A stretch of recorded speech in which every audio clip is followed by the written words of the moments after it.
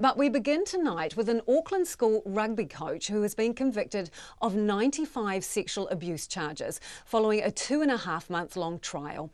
Alosio Taimo has been on trial in the High Court at Auckland since August, defending more than 100 charges, detailing the historical abuse of 17 boys.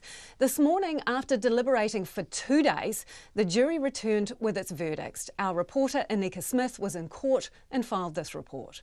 Alosio Taimo showed no emotion this morning as each of the 106 charges against him were read out. The jury found him guilty of 95 of the charges and delivered not guilty verdicts for the remaining 11, which included one charge relating to the 18th complainant. The verdicts brought to an end what was described by Justice Moore as a long and harrowing trial. Taimo sexually abused 17 boys over nearly 3 decades, at his house, in his car and in school sports sheds. He also abused them at McDonald's, where he worked as a manager, and at some of the complainants' homes. His youngest victim was just 9 years old at the time. The Crown's case was that Taimo was a trusted member of his community who abused that trust for his own pleasure. Speaking after the verdicts, Crown prosecutor Jasper Rhodes said it had been a complex case.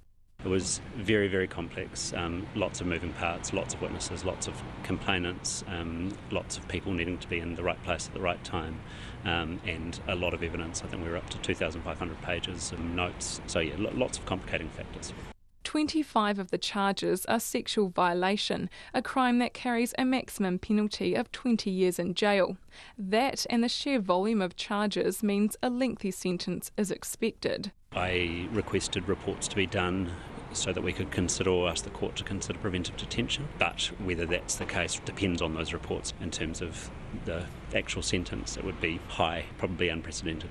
Taimo's defence lawyer, Panama Leawanai, said his client was disappointed with the verdicts. I think he's extremely upset by the verdicts, but I suppose given the nature of the charges and the number of complainants, it may not have been unexpected, although he probably is still very upset about it. The former rugby coach claimed the case against him was all lies and fabrication, but his lawyer is not sure whether Taimo still claims he's innocent. We've had to talk to him about that because he's going to be seen to by 2 psychiatrists and also by a probation officer. So on the way to recovery, we've indicated that, given him some advice, and so we'll see whether he takes it or not.